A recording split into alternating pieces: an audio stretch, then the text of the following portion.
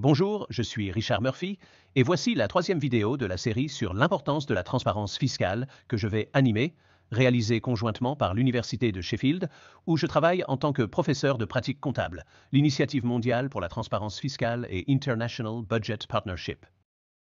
Dans cette vidéo, nous examinerons les principes de transparence pour la politique et l'administration fiscale de l'Initiative mondiale pour la transparence fiscale. Ils sont disponibles en téléchargement sur le site web de GIFT. Ces principes répondent à l'importance croissante de la fiscalité dans les débats sur le développement international. Ils ont été développés avec le soutien du programme fiscal global de la Banque mondiale et de l'Initiative pour l'équité fiscale d'International Budget Partnership.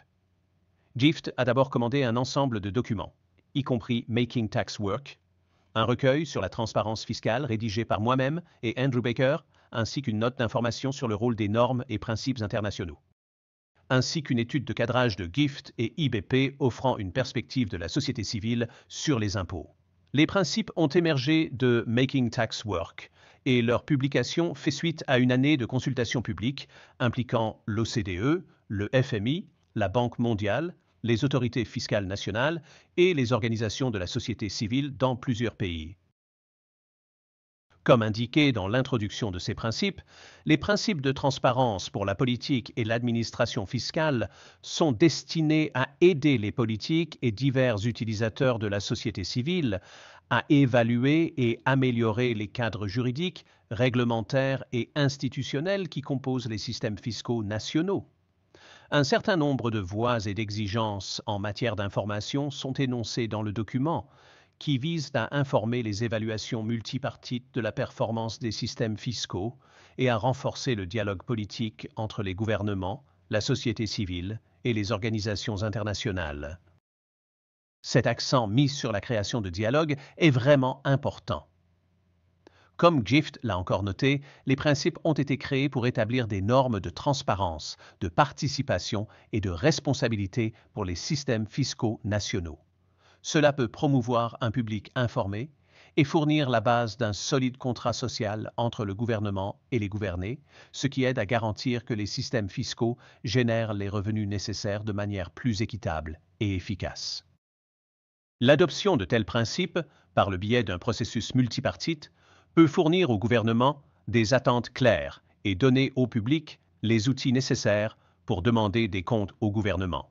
GIFT pensait que ces principes étaient nécessaires, car lorsque le travail sur eux a commencé, malgré une attention accrue à l'importance de la fiscalité pour le développement durable et la gouvernance, il n'y avait pas de consensus sur les principes et pratiques qui devraient guider la transparence des informations sur les pratiques de l'administration fiscale et l'élaboration des politiques.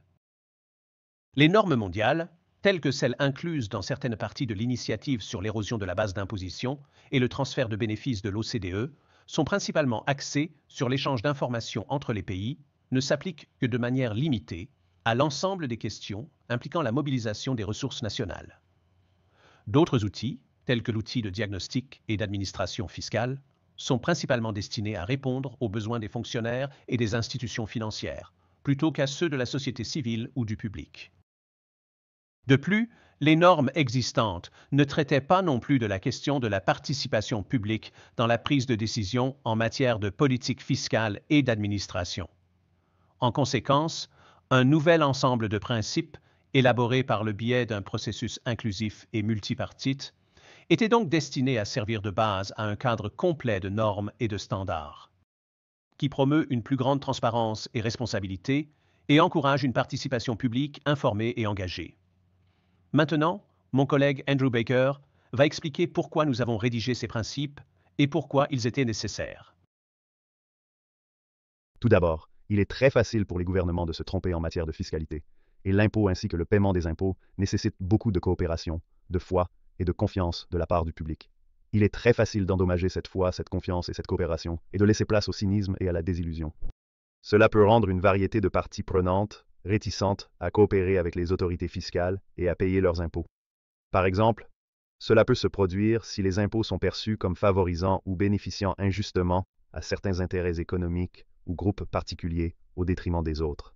Alternativement, cela peut se produire si des accords secrets, des aides ou des exemptions sont accordés à certains clients ou groupes privilégiés, largement cachés à la vue du public.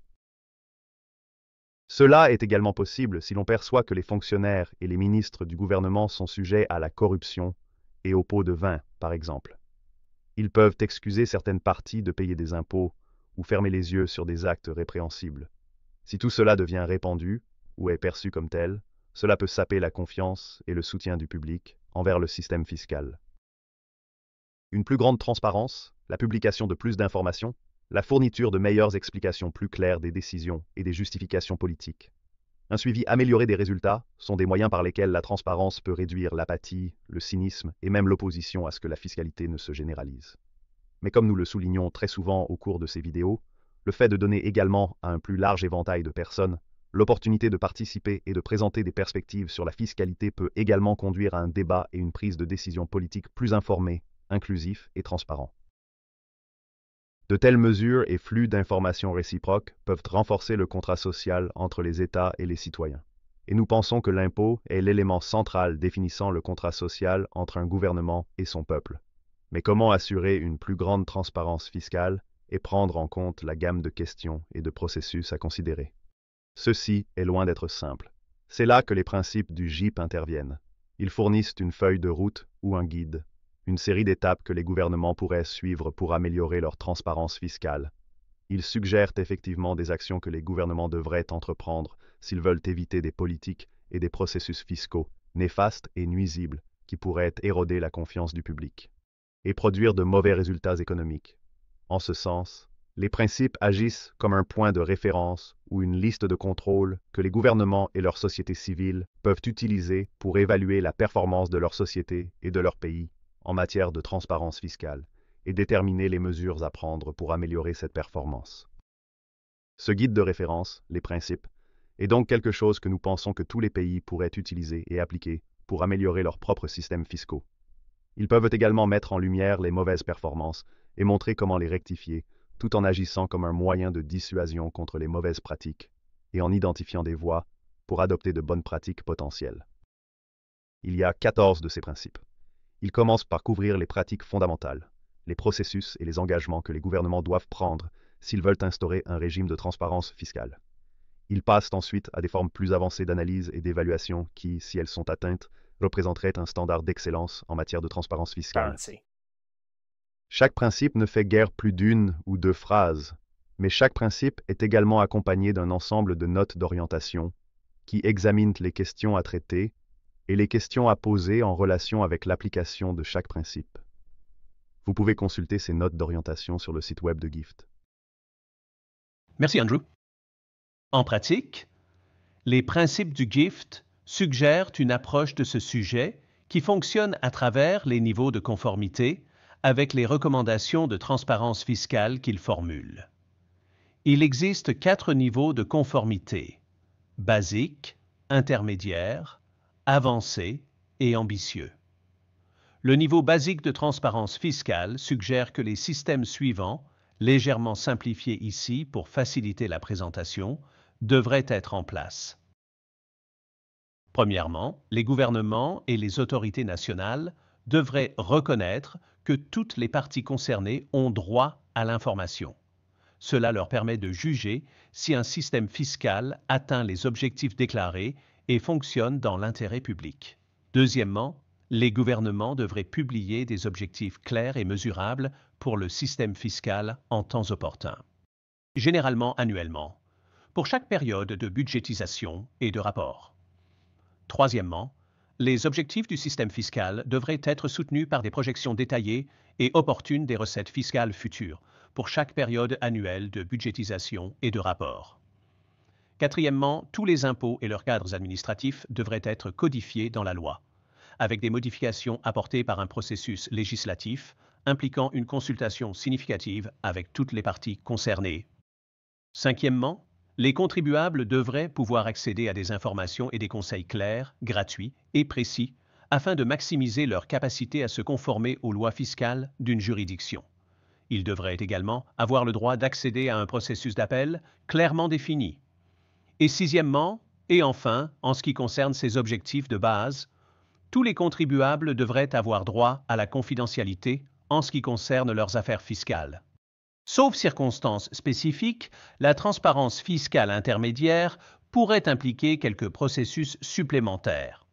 Premièrement, le gouvernement devrait expliquer comment la fiscalité s'intègre dans un cadre fiscal, économique et social plus large dans leur juridiction. Deuxièmement, le gouvernement devrait publier un ensemble de comptes sur les impôts collectés au moins une fois par an. Ces comptes devraient inclure une discussion sur les écarts majeurs par rapport au montant budgétisé et un commentaire sur la question de savoir si le système fiscal a atteint ses objectifs déclarés à la lumière de ces données. Ensuite, et troisièmement, les administrations fiscales devraient être soumises à l'état de droit et être responsables devant l'exécutif d'un pays et toutes les branches législatives du gouvernement. Et quatrièmement, et enfin, en ce qui concerne ces objectifs intermédiaires de transparence fiscale, les gouvernements devraient collaborer avec les institutions financières internationales et régionales, ainsi qu'avec les administrations fiscales pour respecter leurs obligations de reporting international. Ils devraient également s'efforcer de s'engager dans les efforts internationaux visant à accroître la transparence des recettes, à améliorer les pratiques administratives et à participer à la recherche sur l'impact des politiques fiscales à travers les pays et les régions. La transparence fiscale avancée pourrait englober plusieurs objectifs supplémentaires. Premièrement, les gouvernements devraient évaluer et rendre compte de la mesure dans laquelle les impôts légalement dus ne sont pas payés, comme première étape dans la préparation d'une estimation de l'écart fiscal. Deuxièmement, les gouvernements devraient publier des informations sur le montant, les secteurs et les bénéficiaires des incitations fiscales, telles que les allègements, les déductions et les exemptions, en termes de leur justification, coût, avantages et efficacité. Et enfin, dans cette section, toutes les données sous-tendant la transparence fiscale devraient être soumises à un audit international qui évalue et rapporte sur l'exactitude, la qualité et l'équité de ces données. En tenant compte de tous les 13 principes précédents de transparence fiscale que j'ai mentionnés, la transparence fiscale ambitieuse pourrait impliquer que les gouvernements évaluent périodiquement les mauvaises performances de leurs systèmes fiscaux en appliquant des outils d'évaluation avancés tels que les analyses des écarts fiscaux et les évaluations des débordements fiscaux pour améliorer leur propre compréhension et celle des parties prenantes des risques et vulnérabilités au sein du système fiscal et pour informer les débats potentiels sur les réformes. Ensemble, ces 14 principes sous-tendent, selon nous, la transparence fiscale. Comme le notent les principes, aucun gouvernement dans le monde n'atteint actuellement le niveau aspirant de transparence fiscale, et seuls quelques-uns font des progrès sélectifs en ce qui concerne les exigences avancées. En d'autres termes, les principes sont un outil pour améliorer la performance et les degrés de transparence au fil du temps, de manière progressive. Il est préférable que les gouvernements atteignent d'abord des niveaux de base et intermédiaires de manière significative avant de progresser vers des objectifs avancés et ambitieux. De manière critique, et comme le soulignent les principes, les notes d'orientation au sein des principes sont générales et ne font pas de recommandations prescriptives concernant une méthodologie précise pour évaluer dans quelle mesure une juridiction respecte les principes. De nombreuses suggestions méthodologiques sont faites dans le document cadre Making Tax Work, mais les décisions précises sur la méthodologie d'évaluation et d'application des principes restent à discuter et à décider par les organismes et les parties intéressées à travailler avec et à appliquer les principes et à les appliquer à l'avenir. En d'autres termes, les principes ne sont pas un ensemble de règles, ni un schéma de notation rigide pour évaluer le succès ou l'échec.